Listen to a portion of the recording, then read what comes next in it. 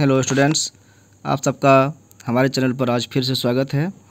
कल से पार्ट 1 का एग्ज़ाम होना है। इसके बारे में आप लोगों को ये बताना हम चाह रहे थे कि कॉपी लिखने में गलतियां नहीं करें। बहुत सारे लोग कॉपी जब भरते हैं तो बहुत कुछ छोड़ देते हैं या गलतियां कर देते हैं और फिर बाद में रिज़ल्ट पेंडिंग हो जाता है और यूनिवर्सिटी और कॉलेज का चक्कर लगाते लगाते परेशान हो जाता है। तो कारण क्या है कि वो पढ़ते नहीं हैं। जैसे कॉपी मिला, क्वेश्चन मिला, वैसे ही बस अंदर में क्वेश्चन का आंसर लिखने में परेशान रहते हैं, बेचैन रहते हैं कि जल्दी से जल्दी आंसर दें। और ऐसे में क्या होता है कि आप आगे जो शुरू में काम करना चाहिए यही आपका छूट जाता है। बहुत बार ऐसा देखा गया है कि विद्यार्थी ने अपना रोल नंबर ही नहीं लिखा है। अब ऐसे में आप 100% क्वेश्चन का आंसर भी दे देंगे तो भी क्या आपका नंबर कहाँ पोस्ट होगा, किसको मिलेगा? तो ये समस्या नहीं हो, इसके लिए हम आपको ये बताना चाहते हैं। जैसे एक कॉपी हमारे सामने है, ये आपको कल मिलेगा, इसी में आपको जवाब देना है। ये कॉपी का फ्रंट पेज है, इसके पहला पेज है, इसके बाद दूसरे पेज से आपको आंसर देना है।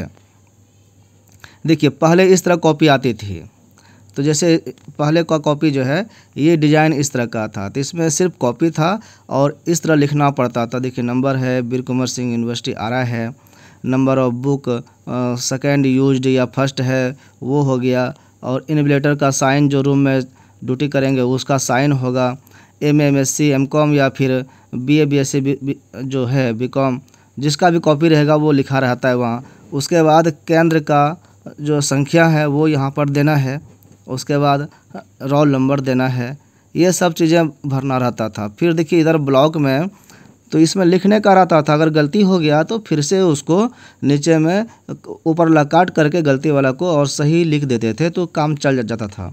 पंजीयन संख्या जिसको रजिस्ट्रेशन नंबर कहते हैं, देखिए शब्द वही है, डिटेल्स आपको वही देना है जो पहले दिया जाता था, देते थे, आज भी वही डिटेल्स देना है, लेकिन डिटेल्स कैसे देंगे इसका तरीका बदल गया है। विषय है यानी कौन सब्जेक्ट का एग्ज़ाम दे रहे हैं, पत्र या पेपर कौन सा है, किस लिपि में एग्ज़ाम दे रहे हैं, स्क्रिप्ट क्या है, यानी कि अगर हिंदी में लिखते हैं तो देवनागरी लिपि होता है, यहाँ पे देवनागरी, बहुत लोग लिखते हैं देवनागरिक, तो देवनागरिक नहीं लिखना है, देवनागरी लिखना है।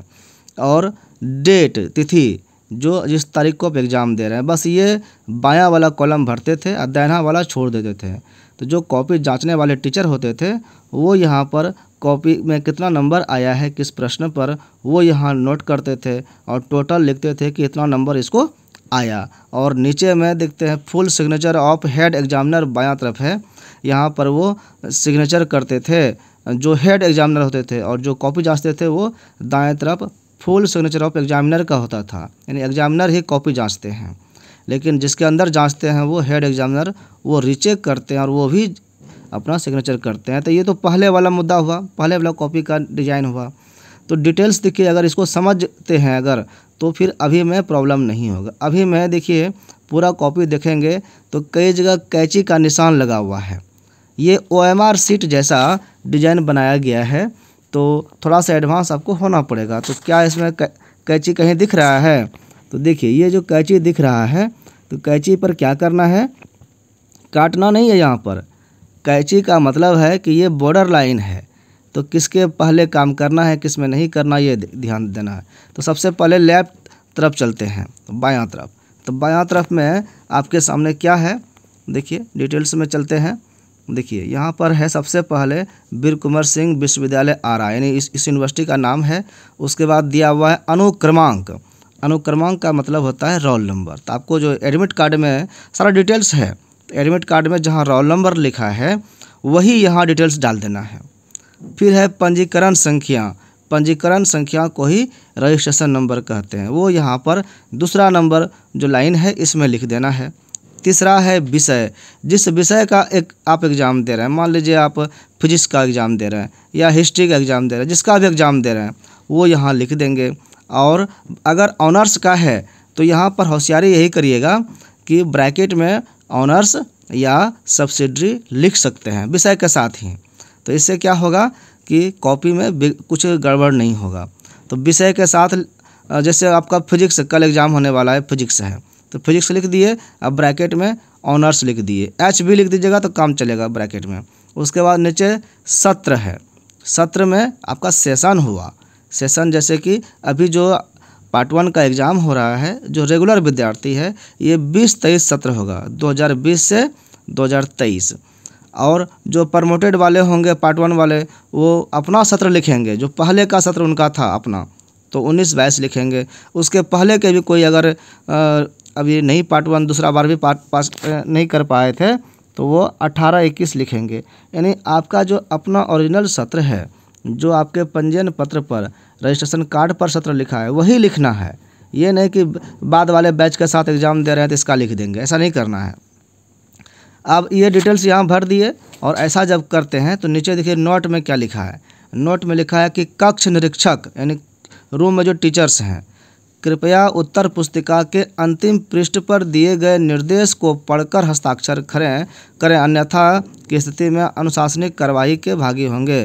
जो सबसे लास्ट पेज है उसमें नियम्स लिखे हुए हैं तो उसको पढ़ने के लिए इनविजिलेटर को कहा गया है, रूम वाले टीचर को कहा गया है। तो उसमें नियम वगैरह है, चोरी नहीं करना, ये वो करना, बहुत सारे नियम है, उसको अभी हम नहीं रख रहे हैं यहाँ पे, वो विद्यार्थी का काम नहीं है उसमें भरने का, इसलिए उसको नहीं रखें। तो ये टीचर्स का काम है कि सारा चीज़ डिटेल्स चेक कर लें सही सही भरा है कि नहीं। उसके बाद यहाँ पर साइन करना है, विद्यार्थी को भी करना है, आपको भी करना है और टीचर्स को भी करना है, दोनों को साइन करना है। तो 2 बॉक्स यहाँ पर दिख रहा है, यहाँ हस्ताक्षर करें, बॉक्स के अंदर में लिखा हुआ है।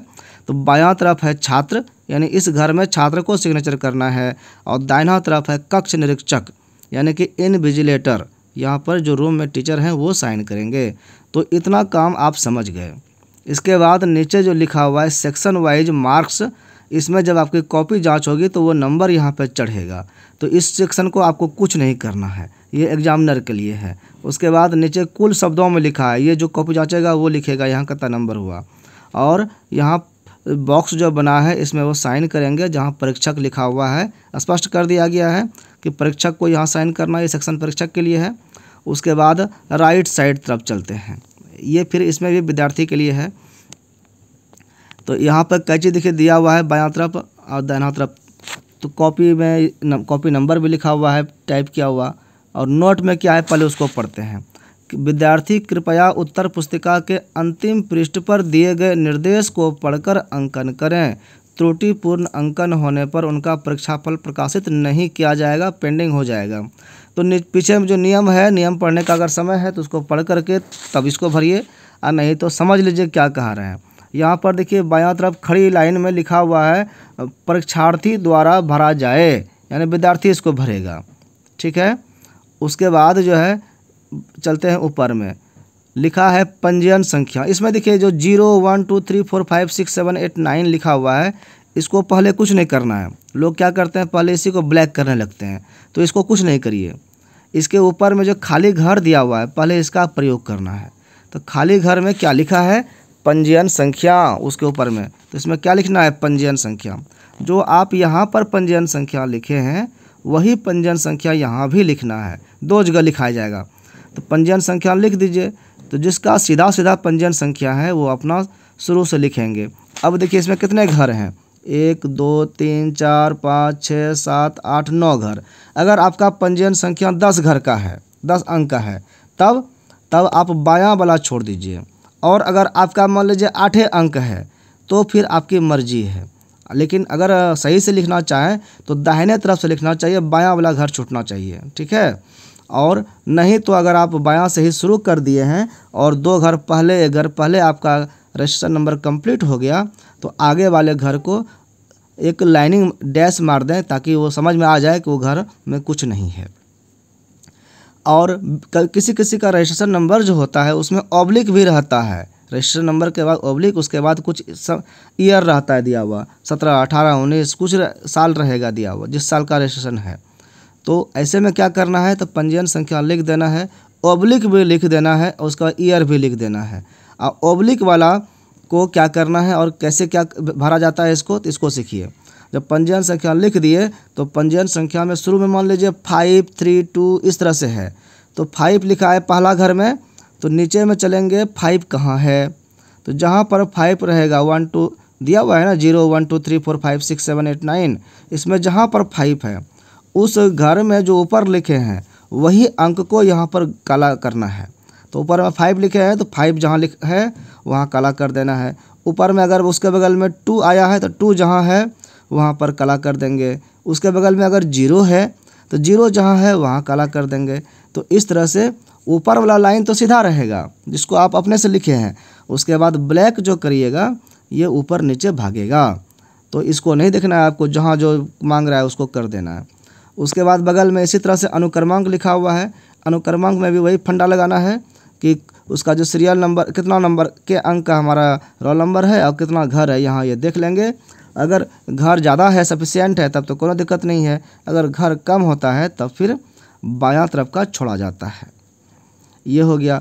फिर केंद्र कोड है, जहाँ पर आपका सेंटर है उसका कोड भी एडमिट कार्ड में ब्रैकेट में दिया हुआ है, तो उससे आप केंद्र कोड आपको मिल जाएगा। तो 3 अंक का कोड है। जैसे कि एमबी कॉलेज के विद्यार्थी का पीसी कॉलेज सेंटर गया है तो आपका जहाँ सेंटर गया है वहाँ का कोड लिखना है। एमबी कॉलेज का कोड 501 है, तो एमबी कॉलेज का 501 कौन लिखेगा? जिसका परीक्षा एमबी कॉलेज में हो रहा है, यानी कि वो दूसरे कॉलेज का विद्यार्थी होगा। अब जैसे एमबी कॉलेज का ही विद्यार्थी है और वो गया पीसी कॉलेज में सेंटर उसका एग्ज़ाम का, तो पीसी कॉलेज का कोड लिखेगा वो, जिसका 505 है। तो इस तरह से आपको कोड लिखना है। तो 505 लिखेंगे तो 5 और 0 और 5 इसमें ब्लैक करना है। उसके बाद बगल में है पेपर आईडी।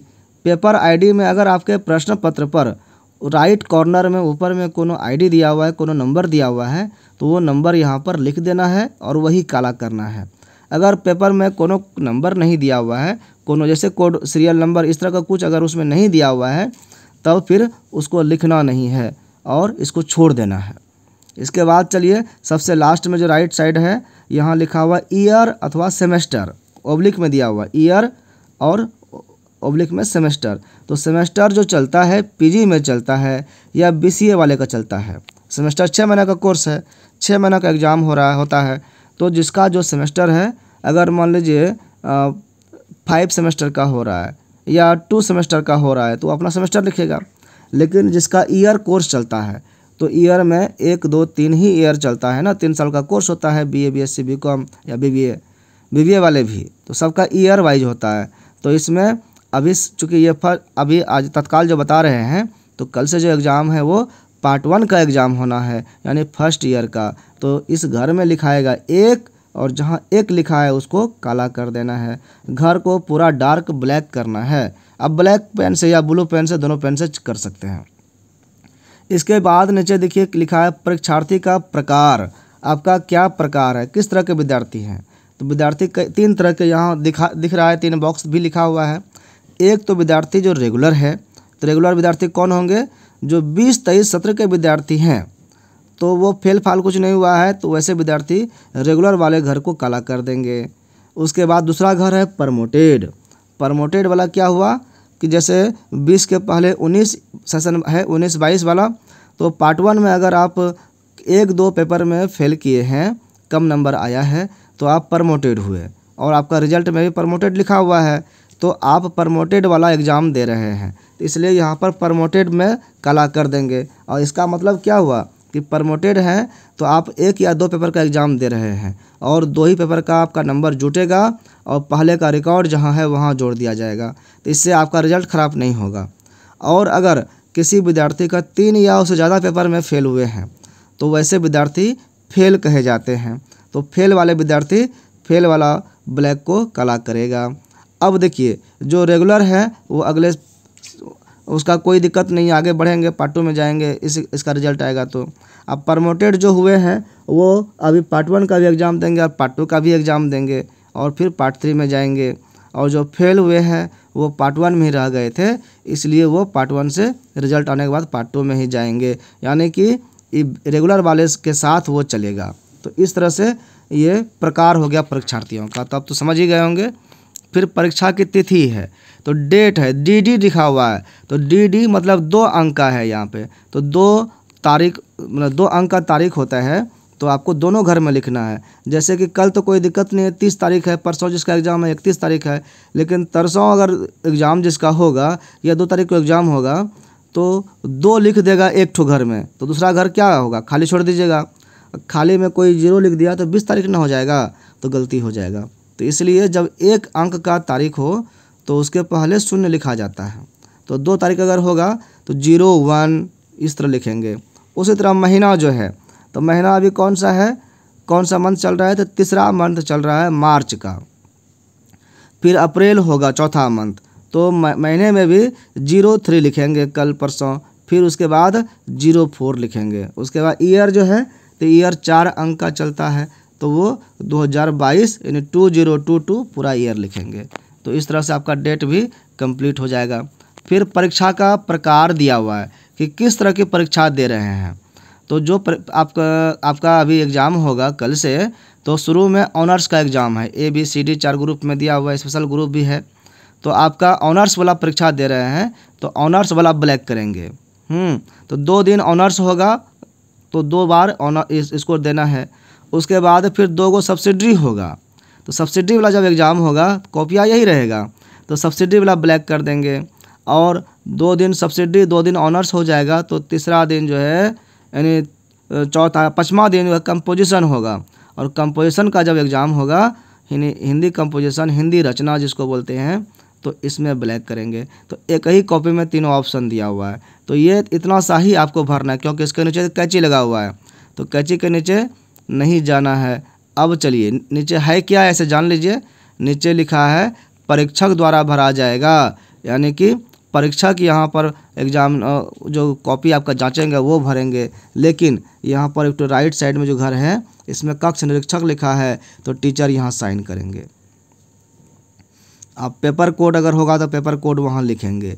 उसके बाद नीचे एक तो और जो बॉक्स है, स्टाम्प ऑफ सेंटर सुपरिटेंडेंट, यानी कि CS जो है, जो कॉलेज के इंचार्ज होते हैं, CS जनरली वही रहते हैं, तो वो अपना स्टाम्प यहाँ पे लगाएंगे, उनका मुहर लगा रहेगा। तो ये तो कॉलेज का काम है, आपको ये मुहर लगा हुआ ही मिलेगा।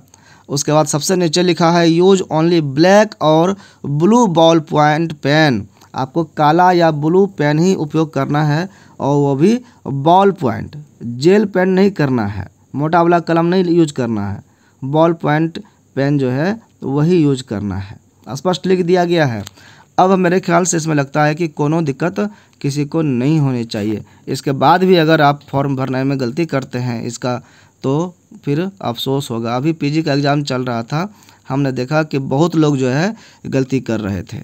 अब विद्यार्थी MA के विद्यार्थी अगर गलती करें तो फिर BA वाले से क्या उम्मीद कर सकते हैं।